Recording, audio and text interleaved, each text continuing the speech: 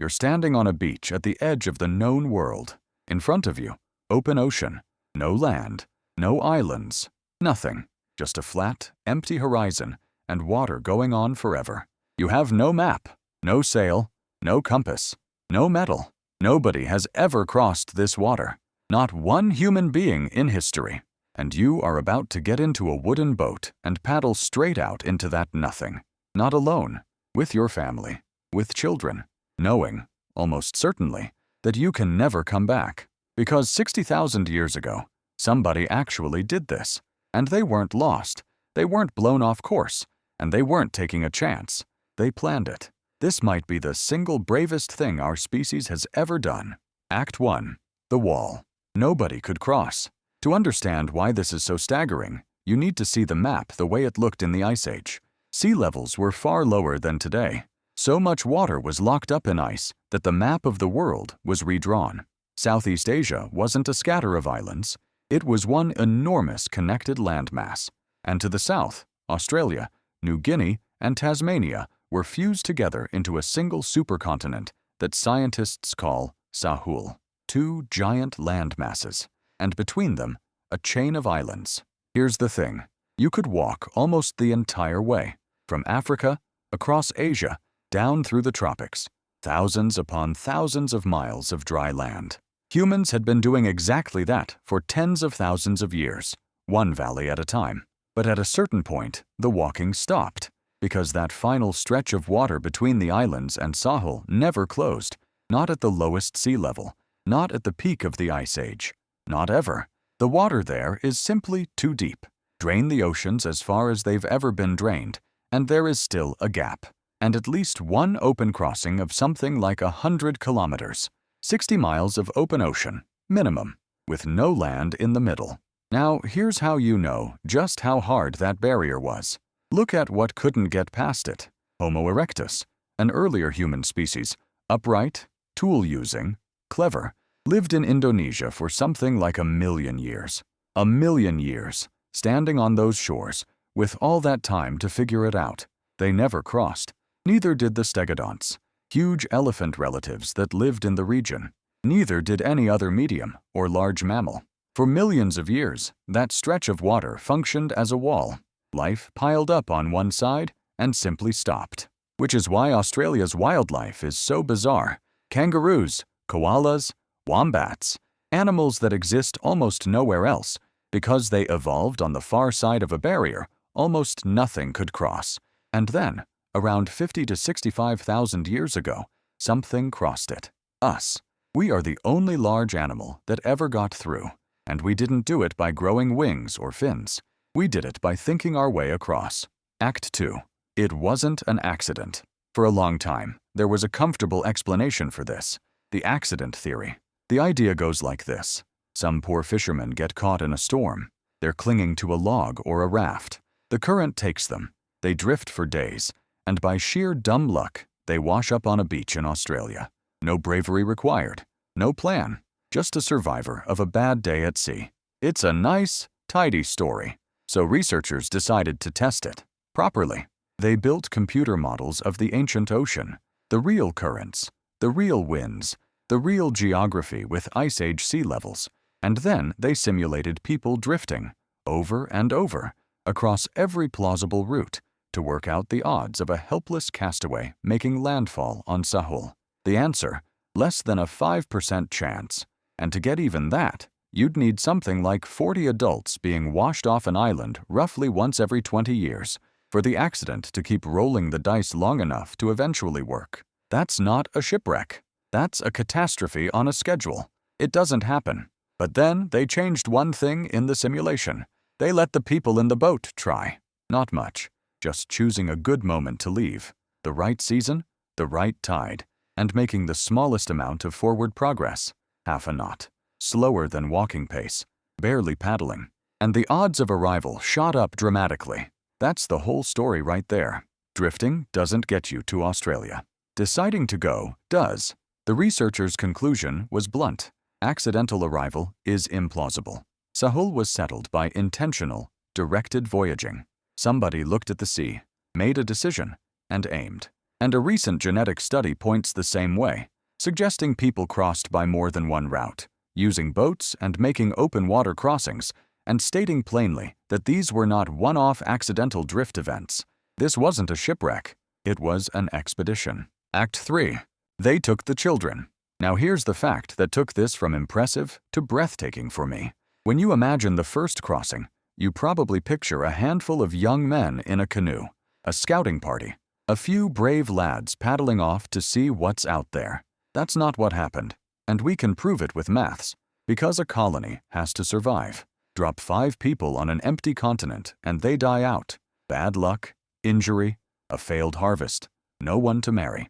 So researchers modeled how many people you'd actually need to establish a population in Sahul that doesn't just quietly go extinct. The number is somewhere between 1,300 and 1,500 people. That's not a canoe, that's a migration. Either an enormous coordinated movement or, more likely, repeated voyages of roughly 130 people at a time, carried out over something like 700 to 900 years. Read that again. This wasn't one heroic trip. It may have been centuries of organized crossings, generation after generation, families pushing off from those islands and pointing themselves at the horizon in what amounts to one of the longest sustained projects in human history, with no writing to record it and no maps to guide it. And here's the part that gets me. To found a population, you don't need explorers. You need everybody. You need women and men. You need children. You need people who will have children on the other side, which means the boats weren't full of adventurers. They were full of families, mothers, grandparents, kids. Someone loaded their entire life, the people they loved most in the world, into a wooden hull and paddled it out into water no human had ever crossed. That's not recklessness. Recklessness is a young man gambling his own life. This was a whole community betting everything on the belief that something was out there. Act 4. What it actually took. So what did that feel like? What does it physically take to do this? We have almost nothing to go on, because we have never found one of these boats. Not a single one. Wood rots. The sea takes everything. As one researcher put it, the nature of the sea is that it washes such things away. Think about what that means, though. We have no boats, but we have people on the other side, which means the proof of the vessel is the continent itself. Australia is the artifact. So to understand the voyage, a team of scientists did something wonderful. They decided to just do it. In 2019, a Japanese and Taiwanese team set out to recreate a Stone Age sea crossing, a different one, a later one, from Taiwan out to the islands of southern Japan around 30,000 years ago. Not the Australian route, but the closest real-world test anyone has ever run of what this kind of voyage demands. They started by building the boat, not with modern tools, with replicas of 30,000-year-old stone axes, hacking a single cedar trunk into a canoe 7.5 meters long. They called her Sugime, and they learned something immediately. Their first assumption was rafts, the obvious primitive boat. But when they tested them, rafts were too slow and not durable enough to beat the current. Rafts fail. The dugout canoe was their last candidate, and it was the one that worked. Then 5 of them, 4 men and 1 woman, got in and paddled it 225 kilometers across open ocean, 45 hours, non-stop, across the Kuroshio, one of the most powerful currents on Earth.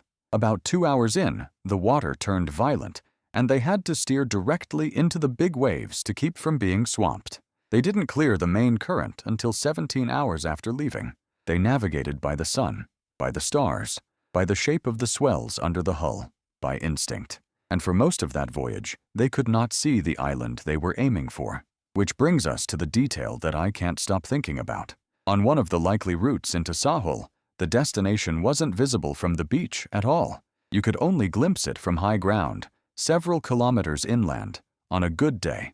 So picture it. You climb a mountain, you stare out, and far away on the edge of the world, you catch it, a smudge of land. Then you walk back down to the shore, where it vanishes completely, and you push off toward a place you can no longer see, holding it in your head, trusting a memory of a shape you saw from a mountaintop. That's not sailing. That's faith with a paddle in it. Act 5. Bring it home. And there's one last thing, the hardest part. The team who rebuilt that canoe came away with a sobering conclusion. They do not think a return journey was possible. Fighting back against that current, in that boat, was likely beyond anyone. One way, no round trip, no scouting run, no coming home to tell everyone what you found.